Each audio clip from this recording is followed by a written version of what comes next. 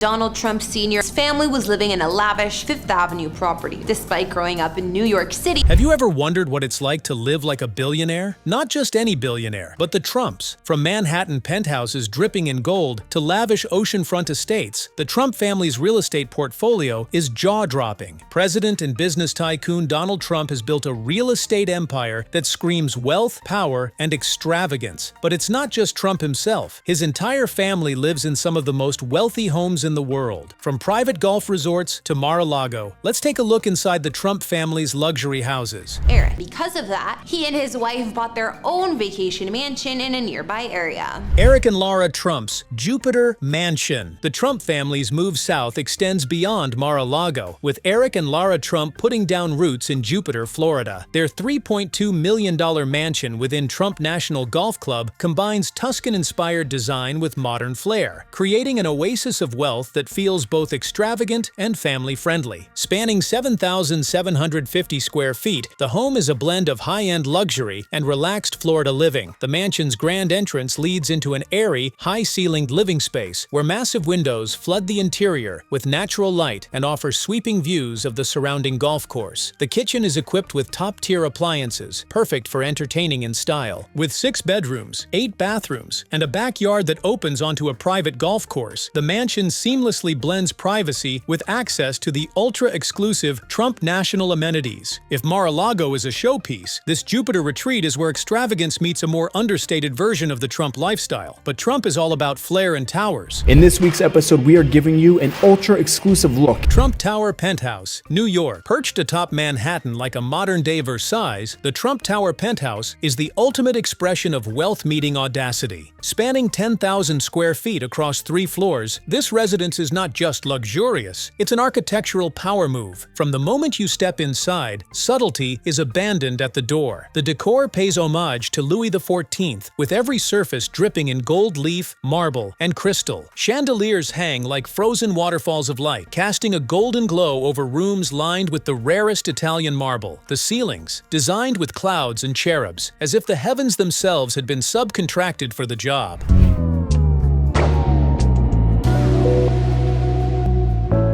You have dual of everything. The kitchen boasts state-of-the-art Gaggenau and Sub-Zero appliances, because of course, caviar should only be heated in the best. The countertops alone, made of Arabiscato Corchia marble, likely cost more than most Manhattan apartments. The main suite, wrapped in pink Rosa Portogallo marble, is a testament to luxury taken to its most lavish extreme. And then there's the view. Floor-to-ceiling windows frame Central Park like a personal painting, offering a vantage point that turns Manhattan into nothing more than a private chessboard. At an estimated $100 million, this penthouse isn't just a home. It's a declaration that subtlety is for the uninspired. Second to none, and they really spared no expense, and he always went after those properties. You know, they were always very... Seven Springs, Bedford, New York, a countryside fortress. For those who imagine the Trump aesthetic as purely gold-plated skyscrapers, Seven Springs offers a surprising contrast. This 213-acre estate, nestled in Westchester County, is more reminiscent of an old money retreat than a modern mogul's playground. Built in 1919 by Washington Post publisher Eugene Meyer, the 60-room mansion is an architectural masterpiece of stone and wood, crafted by 500 Italian stonemasons. When Trump purchased it in 1996 for $7.5 million,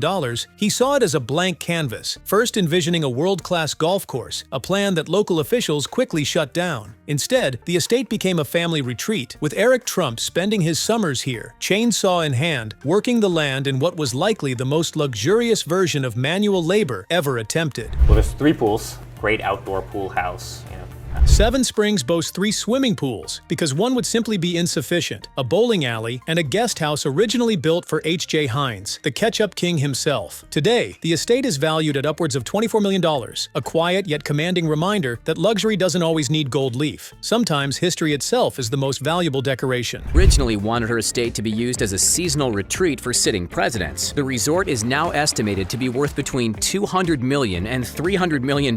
Mar-a-Lago, the crown jewel of Trump's empire. When it comes to luxury, power, and exclusivity, no Trump property is as famous or as extravagant as Mar-a-Lago. This 128-room beachfront estate in Palm Beach, Florida, is more than just a mansion. It's a symbol of Trump's wealth and opulence. Originally built in 1927, the estate was meant to be a retreat for U.S. presidents. Fast forward to 1985, and Donald Trump snapped it up for a bargain. But Trump didn't just buy Mar-a-Lago, he transformed it. What was once an exclusive private estate is now one of the most elite clubs in the world, catering to billionaires, celebrities, and high-profile politicians. The property itself spans 20 acres of pristine waterfront, stretching from the Atlantic Ocean to the Intracoastal Waterway, making it one of the most sought-after locations in Palm Beach. And, in true Trump fashion, he dubbed it the Winter White House, a nod to its presidential-worthy brilliance. Property has been a symbol of Florida's upper echelon, the brainchild of cereal company heiress Marjorie Merriweather Post. From heiress to history, Mar-a-Lago's glamorous past. The story of Mar-a-Lago begins with Marjorie Merriweather Post, the cereal heiress who inherited the Postum Cereal Company, which later became General Foods in the early 20th century. By the time she reached her later years, she had amassed a fortune of $200 million, the equivalent of $1.5 billion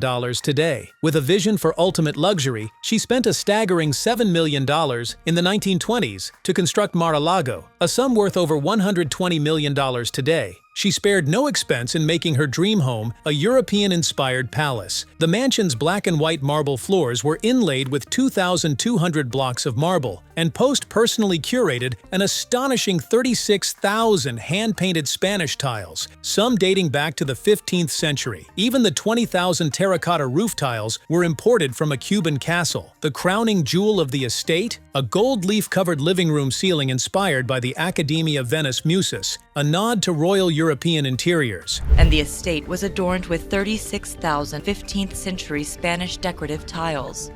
Post was known for hosting grand Gatsby-esque parties, complete with live circus performers to entertain her elite guests. But despite her deep love for the estate, she eventually decided to donate Mar-a-Lago to the U.S. government in 1973, hoping it would serve as the official Winter White House for future presidents. However, the government found the $1 million annual maintenance costs too high and returned the property to her estate in 1981, officially declaring it a historic landmark instead. Even though it was Fred who did all the work, most of the profits went to Donald, on top of his share from the partnership. Trump's ultimate real estate deal. For years, Donald Trump had his eye on Mar-a-Lago, but acquiring a protected historic estate wasn't easy. He initially offered $28 million for the property, but was turned down. However, in a classic Trump-style negotiation, he waited for the market to crash and struck an unbelievable deal, purchasing the entire estate for just around $10 million in 1985, a fraction of its worth. He also paid $3 million